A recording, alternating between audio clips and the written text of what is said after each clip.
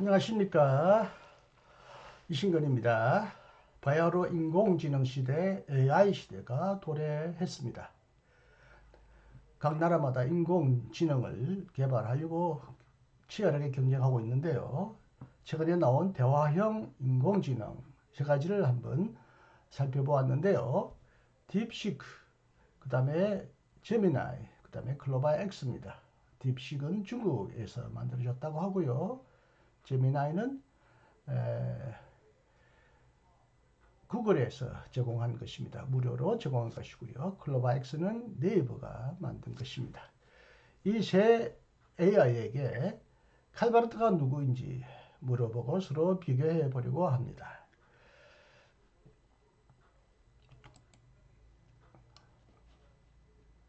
먼저 딥시크는 이렇게 말합니다. 칼바르트는 20세기 가장 중요한 신학자 중 한 명으로 평가받는 스위스의 개신교 신학자입니다. 그의 신학은 현대 신학에 큰 영향을 미쳤으며 특히 변증법적 신학과 신실정주의로 알려져 있습니다. 바르트는 나치 독일 시대에 독일 기독교인들의 국가주의적 경향에 반대하며 바르멘 선언문을 작성하는 데 기여하기도 했습니다. 네, 바르트 신학은 초기에는 변증법적 신학, 그리고 후기에는 하나님의 말씀의 신학 혹은 기독론적 신학이라고 하는데, 신실정주의라는 말은 본 해퍼가 감옥에서 짤막하게 언급한 말인데, 거의 이 인터넷에서는 검증이 되지 않는데 여기서 신실정주의라는 개념이 나오는 것이 무척 흥미롭습니다. 새로운 실정주의다. 그런데 보네파가 실정주의라고 하는 말을 썼을 때 무슨 의미로 썼을까에 대해서는 해석이 여러 가지 있겠습니다만은, 원래 독일 말로는 포지티비스무스, 영어로는 파지티비즘입니다. 사진을 자주 보면 파지티브란 말이 실정적이다는 의미도 있다고 하지만, 사실은 파지티브란 말은 네가티브의 반대말입니다. 초기 변증법 신학은 긍정과 부정을 섞어가는 역설적 신학이었고요. 후기에는 하나님의 말씀을 하나님의 성육신하신 예수 그리스도의 말씀과 인격에 근거하여 포지티브하게 긍정적으로 말을 하려고 했습니다. 그래서 이건 실정주의라기보다는, 실정주의는 실제로 증명한다. 이건 과학적 실정주의, 과학과 관련된 용어이기 때문에 신학에서 실정주의란 말은 적합하지 않습니다. 긍정주의, 하나님의 말씀을 긍정적으로 적극적으로 진술한다는 뜻이었던 것 같은데, 한국의 실정주의로 번역되고 또 많은 사람들이 이 말을 오해해서 잘못 쓰고 있는데, 여하튼 이 딥시크가 누가 이걸 말한 것을 인용했는지는 모르겠는데 참 흥미롭고요. 좀 의아합니다. 계속 읽습니다. 주요 사상과 신학적 특징 1. 하나님 말씀 중심 신학. 방금 말씀드린 대로 초기부터 말기까지 하나님의 말씀, 로마서 주석을 시작하면서 인기를 얻고 마지막 교회학을 쓸 때까지 그는 철저히 성서를 주석하는 것을 자신의 신학의 가장 중요한 임무로 보았기 때문에 그의 신학의 전체가 하나님의 말씀, 성서, 계시 중심인 것은 틀림이 없습니다. 바르트는 성경이 하나님의 말씀으로서 인간에게 계시된 것임을 강조했습니다. 그는 인간의 이성이나 경험보다 하나님의 말씀을 신학의 중심에 두었습니다.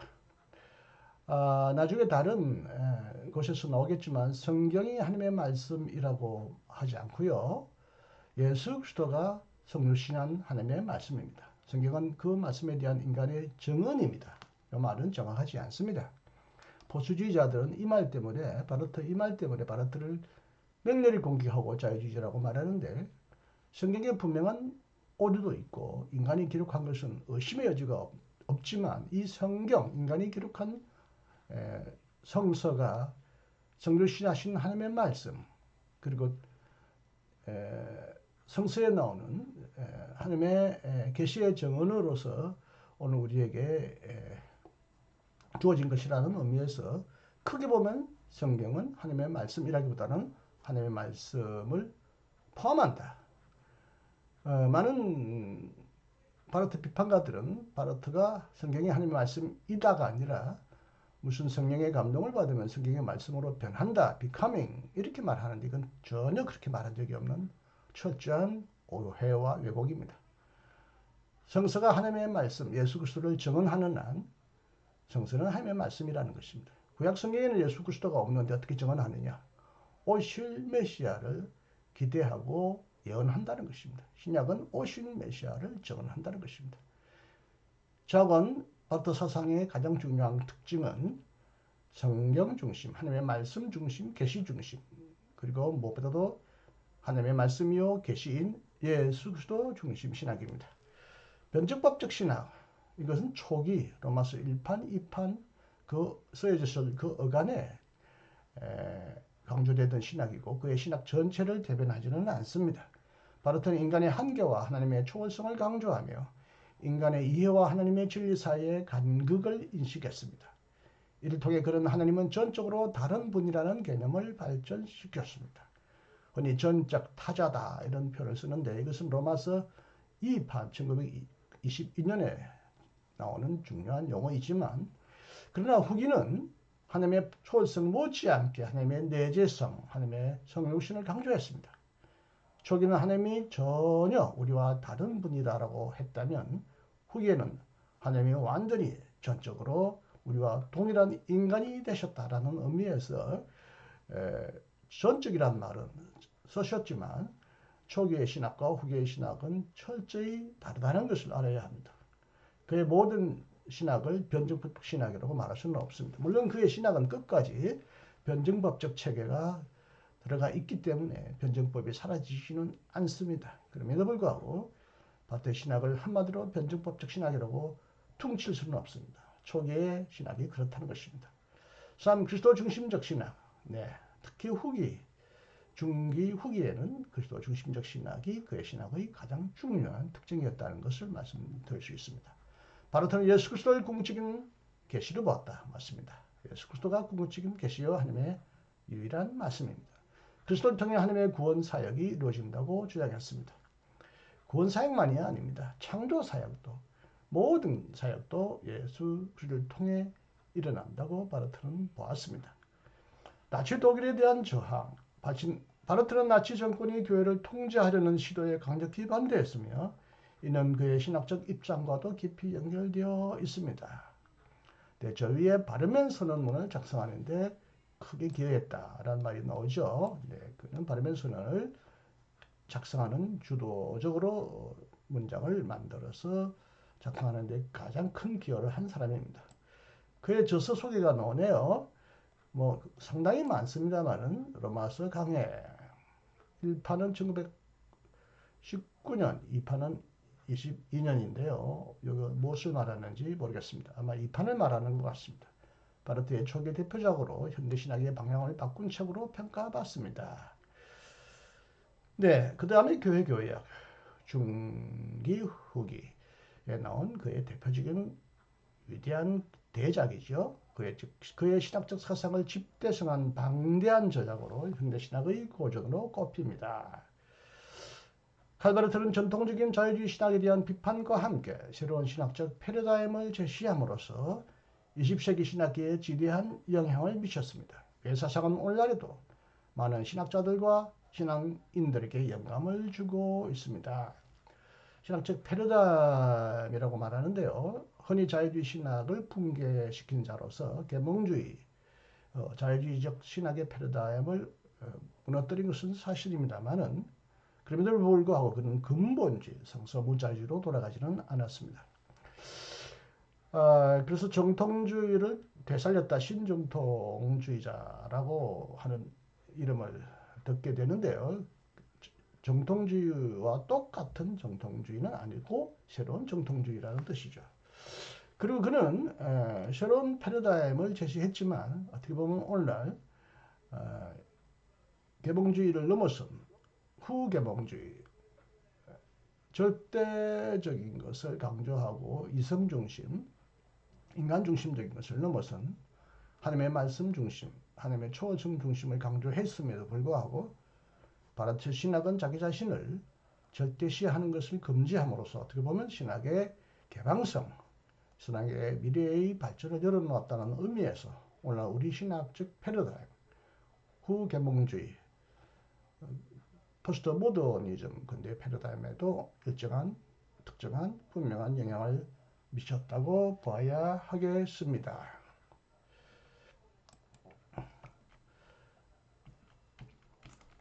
자, 이제 제미나이는 뭐라고 말합니까?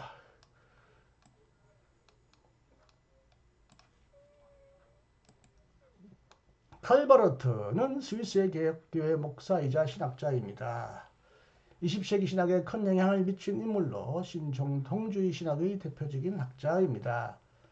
예, 여기 주의 업적부터 먼저 나옵니다. 로마서 주석 1919년 출간된 이 책은 칼바르트의 신학적 전환점이 된 작품입니다. 아닙니다. 1919년에 나온 로마서 주석 1파는 큰 주목을 받지 못했고요. 신학적 전환점, 현대 신학의 새로운 전환점이 된 계기가 된 작품은 1922년에 나온 로마서 주석 2판입니다. 이것은 지금 잘못 알고 있습니다. 그는 이 책에서 자유주의 신학을 비판하고 성경의 근본적인 의미를 재해석했습니다. 물론 로마서 주석 1판도 자유주의 신학을 비판하고 성경의 근본적인 의미를 깊이파고 들어갔지만 현대신학의 큰 전환점을 마련한 책은 로마서 주석 2판 1922년에 출간된 책이니까 이 정보는 어디서부터 나왔는지 모르겠습니다만 정확하지가 않습니다. 교회교약은 칼바르트의 대표적으로 기독교 교리를 체계적으로 다룬 책입니다. 이 책은 그의 신학적 깊이와 넓이를 보여주는 역작으로 평가받습니다. 그의 깊이도 깊이고 넓이도 넓었어요. 그의 깊이와 넓이에서 바르트 전과 후에도 전대미문의 작품으로 이와 같은 작품이 없었고 앞으로도 없을 것입니다. 양적으로도 방대하고 신학적으로도 너무나 깊어서 아직도 많은 사람들은 저도 마찬가지입니다. 신학적 그 깊은 대응 속에서 허우적거리며 도대체 그의 신학의 깊이가 어디인지 알 수 없을 정도로 매우 심원합니다. 앞에서 소개했지만 바르면 선언이 나옵니다. 1934년 나치 정권에 저항하여 발표한 선언문으로 기독교 신앙의 자유와 교회의 독립을 주장했습니다. 신학 사상을 이렇게 말합니다. 이 부분은 굉장히 짧네요. 칼바르트는 하나님 중심의 신학을 강조했습니다. 그는 인간의 이성과 경험에 의존하는 자유주의 신학을 비판하고 오직 성경과 예수 그리스도를 통해 하나님을 알 수 있다고 주장했습니다. 그의 신학은 하나님의 말씀에 대한 강조, 예수 그리스도의 중심의 신학, 그리고 교회의 중요성을 특징으로 합니다. 네, 그렇군요. 앞에서 말한 것과 대동소이합니다. 하나님의 말씀의 신학이다. 예수 그리스도 중심의 신학이다. 특히 여기서는 교회의 중요성을 특징으로 한다는 말이 추가되었습니다. 그는 초기에 교회 교회학이라고 하는 키르크리의 도그마틱이라고 하는 대작을 쓰기 전에 먼저 크리스틀리의 도그마틱이라는 책을 먼저 썼습니다. 그러나 이 말을 지워버리고 키르의 도그마틱이라고 교회 교회라고 했습니다. 그의 모든 교리는 그의 신학은 교회로부터 나오며 교회를 위하여 봉사하는 것이다. 신학의 과제는 설교의 과제와 동일하다. 그래서 그의 교회 교약을 읽어보면 이게 깊고 넓은 웅장한 신학책이면서도 아주 위대한 설교처럼 들려옵니다. 매우 감동 깊은 신학적인 간정처럼 교회를 향한 설교적인 특징을 띠고 있는 신학이 그의 신학의 특징이라는 건 틀림이 없습니다. 영향은 짤막하게 설명했네요. 칼바르트는 20세기 신학에 지대한 영향을 미쳤습니다. 그의 신학은 현대 신학의 흐름을 바꾸어 놓았으며 다양한 분야에 영향을 미쳤습니다. 특히 그의 변증법적 신학은 현대 신학의 중요한 방법론으로 자리 잡았습니다.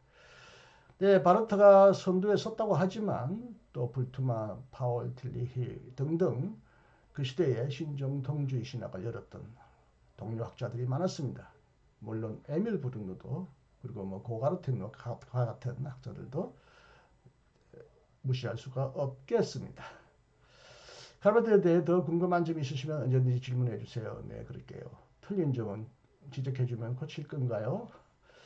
자건에 제미나이, 구글의 제미나이 검색이 생각보다 짧게 나왔습니다. 마지막으로 우리나라의 자랑스러운 네이버의 검색 AI 대화형 AI 글로바 X라고 하죠. 이것을 한번 보겠습니다. 칼바르트는 스위스의 개혁교회 목사로 로마서 주석, 고백교회, 아르멘스는 그리고 미완성의 대작인 교회학으로 잘 알려져 있으며 20세기의 대표적인 신학자로 꼽힙니다. 그는 동시대의 많은 개신교 신학자들처럼 아돌프 폰 하르나, 프리드리히 실라의 마허 등의 영향을 받은 자유주의 신학 교육을 받았지만 이후 자유주의 신학과의 공개적인 단절을 선언하며 국제적으로 명성을 얻었습니다. 그는 자신이 배운 자유주의 신학에 대해 점점 환멸을 느끼게 되었고 1919년 첫 번째 로마서 주석, 로마서 1을 집필하여 신약 성경을 새롭게 읽어야 한다는 결론에 도달했습니다. 1판을 특히 언급하고 있네요. 2판은 언급하고 있지 않은 것은 특이합니다. 특히 그는 자유주의 신학자들의 대부분이 전쟁을 지지한 어둠의 날 이후 자유주의 신학에 대해 더 강하게 반발하였으며 바르트 신학이 단순히 성경을 깊이 연구하면서 하나님의 말씀, 계시를 강조했다는 의미에서 신학적인 전환으로만 보지만 그의 신학의 변화에 큰 계기가 된 것은 바로 세계 제1차 대전을 선포한 독일 황제의 전쟁 선포에 독일 일의 133명의 수많은 지성인들이 전쟁을 지지했는데 그 지지 선언문에는 그가 존경했던 수많은 자유주의 신학자들, 스승들이 참여했다는 것을 발견하고 깜짝 놀라고 그들의 윤리적 실패가 그들의 신학적, 교약적, 주석적 실패로부터 기인한다. 그래서 사실은 전쟁을 지지한 자유주의 신학으로부터 실망하고 돌아선 것이 그의 신학의 변화에 큰 계기가 되었다는 것도 분명히 알아야 합니다. 계속 읽습니다. 예수를 도덕적으로 모범으로 보인 인간으로 특히 이제 칸트 이후에 영향을 받아서 리철과 같은 사람들 또 그 다음에 여러 신학자들이 예수를 도덕적 모범으로 도덕적인 하나의 이상자로 보았죠. 이상형으로. 성서를 인간의 종교적인 경험의 기록으로 아무래도 이 종교적인 경험을 강조한 것은 슐라이마허와 비슷한 사람들의 어떤 신학적 경향을 말하고 있습니다. 윤리적 지침서로 이해하던 자유주의 신학에 반대하여 그리스도인들이 헌신적으로 복종해야 하는 하나님의 말씀이 하나님의 말씀이 인간으로 되신 예수 그리스도를 강조하였습니다. 하나님의 말씀이 인간이 되었다. 예수 그리스도 안에서 성육신하신 하나님을 강조했습니다. 그러나 정통주의 신학의 관점에서 그의 계시관과 역사관은 차이점을 보였기에 그의 이러한 신학적인 성격을 신정통주의라고 부릅니다. 정통주의와 신정통주의의 차이점을 이렇게 설명하는데요. 계시관에서 차이가 있다.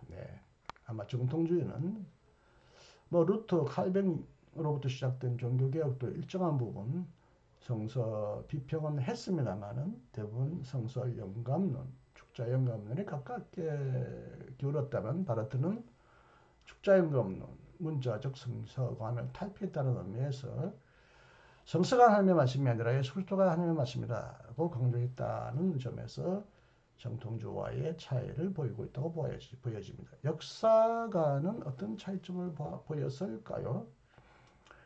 아무래도 정통주의는 교회사를 중심으로 하나님의 말씀이 교회사 역사 속에서 어떻게 수용되고 변화되어 왔는가를 가르쳤다면 바르트는 비록 그리스도 중심적인 역사 이해를 통해서 세상을 보았지만 온 세상이 그리스도의 통치 안에 있다. 세속 역사와 거룩한 구속의 역사, 구원의 역사를 완전히 구분은 했지만 분리는 하지 않았습니다만 정통주의는 다분히 세속사와 구원사를 구분하려고 하는 이분법적인 관점을 유지했다는 측면에서 정통주의와 신정통주의의 차이를 보여준다고 봐도 무난하겠습니다. 그의 신학은 현대 교회사에서 다양한 평가를 받고 있는데 여기서 평가까지 덧붙였네요. 이런 점에서는 네이버의 AI가 훨씬 더 자세하네요. 클로스트 프레드 클로스터라는 칼바르트의 신학을 비평하는 입장을 고수하면서도 클로스터라는 말은 처음 들어봤네요. 성경에 대한 새로운 관심을 불러일으키면서 종교개혁 신학 및 칼빈 신학에 대한 새로운 관심을 집중시키므로 자유주의 신학을 넘어뜨린 그의 신학적 공헌을 인정했습니다. 프레드 H 클로스터 O가 두 개인데 아마 하나일 것 같이 보이는데요. 반면 자유주의자들에게는 자기들이 노는 놀이터에 폭탄을 던진 일하나로 평가받기도 했으며 성경을 신앙과 삶의 정확무한 하나님의 말씀이다 하고 철저하게 확신하는 보수주의 계열에서는 성경을 계시 자체로 보지 않고 계시에 대한 증거요, 지표, 표지, 가리키는 표시다에 불과하다는 바르트의 견해에 동의할 수 없기에 그의 신학을 비판적으로 평가합니다. 앞에서 말씀드렸죠. 정통주의 혹은 보수주의적, 근본주의적 신학자들은 성경을 문자 그대로 하나님의 말씀이라고 강조하는 것과 달리 바르트는 성경이 인간이 쓴 문자가 책이 하나님의 말씀이 아니다. 로고스 하나님의 말씀이 인간 예수 그리스도가 되었다고 말했지. 성경이 문자가 되고 책이 되지 않았다. 책이 하나님의 말씀이 아니다. 그래서 가톨릭의 교황을 숭배하는 오류에 빠질 때 교황 숭배라고 비판하듯이 책을 성경책을 하나님의 말씀으로 믿는 이 문서 서적 숭배주의 성서적 종이 교황 이렇게 말하면서 개신교 신학자들 가운데서 종이에 쓰이는 글 그 하나하나 자체를 문자적으로 하나님의 말씀으로 믿는 것을 곧 가톨릭의 교황 숭배에 비교하여 종이 교황이다 이렇게 비판한 적이 있습니다. 또한 그의 신학은 성경 모세에 대한 입장 방금 말씀드렸고요. 자연신학 거부 초기에 이제 에밀 브루노와 자연신학과 논쟁을 격하게 했죠. 브루노는 자연 속에서 자연 계시의 가능성을 보았고요. 이것이 신학을 전개하기 위하여 하나의 신학과 접촉점을 마련한다. 일반 계시의 가능성을 거론했다면 바르트는 아니야. 오직 성경을 통하여 믿음으로 받아들여지는 하나님의 말씀만이 은총의 신앙만이 유일하다. 성경을 비껴가서 성경과 나란히 이보다 다르거나 이와 다르거나 이보다 더 압도적인 그런 신학은 없다라고 말하면서 초기에는 자연신학을 강하게 거부했습니다. 그것은 이런 자연신학의 가능성이 나치즘을 하나의 숭배하면서 인물, 전통, 어떤 민족을 열렬히 숭배하는 그런 독일의 빗나간 나치 신학을 반대하고 저항하기 위하여 바르트가 강하게 거부했던 것인데요. 그러나 후기에는 하나님의 인간성이라는 논문을 통하여 하나님이 온 우주 안에서 자신을 계시하신다. 모든 만물 안에 하나님이 통치하신다는 것을 거부하지는 않았습니다. 그래서 자연 속에서도 즉 인간의 양심이나 휴머니티나 이 세상의 수많은 빛들 가운데서도 참빛이 나타난다고 말했습니다. 그런 의미에서 그는 그의 신학적인 경향성은 은총을 근거로 한 하나님의 계시에 근거한 신학을 강조하지만 이것이 모든 신학 안에 포용되어 있다. 단 성경을 벗어난 일반적인 어떤 계시가 성경을 압도하거나 그와 나란히 경쟁할 수 있는 것이 아니라 바로 그것을 증언하고 그것을 지시한다는 점에서 그런 한계 안에서 자연신학적인 가능성을 바르트는 후기에 열어놓았습니다. 선택론, 내정론의 문제, 특히 개혁교회 전통에서 자라난 칼바르트가 개혁교회 이중예정론의 결정적인 핵심인 이중예정, 칼뱅의 이중예정을 강조하고 예수 그리스도가 우리 대신에 심판을 받고 또 선택을 받은 분이다. 예수 그리스도의 죽음 안에서 이중예정이 일어났다. 이중예정은 기독론 중심으로 이해되어야 한다. 예수를 비껴나서 하나님이 전능하다니 하나님의 어떤 속성을 근거로 선택론을 말할 수 없다라는 의미에서 이중 여정을 강하게 비판하고 기독론적 중심으로 이중 여정을 재해석했죠. 이게 굉장히 혁명적인 해석이었습니다.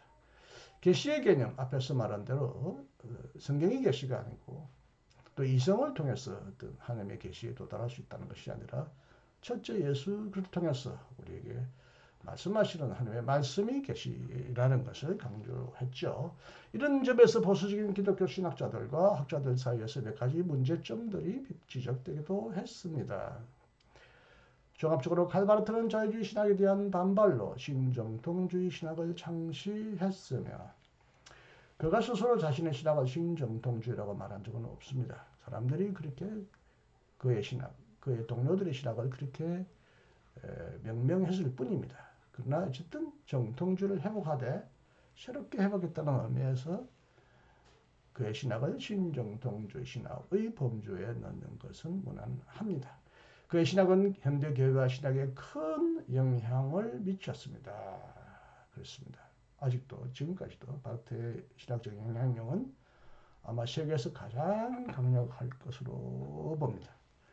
바르트의 신학의 잘못된 점이나 부족한 점들이 자주 거론되었음에도 불구하고 바르트 신학의 긍정적인 측면은 압도적으로 큰 영향을 가지고 지금도 현대 신학과 교회에 영향을 미치고 있다는 점에서는 이의가 없을 것입니다. 오늘 AI에게 묻는다. 칼바르트 누구인가? 이것을 딥시크와 제미나이와 클로바엑스를 통해서 알아보았습니다. 이를 통해서 우리가 다시 새 AI의 장단점도 우리가 서로 비교해 보았고요.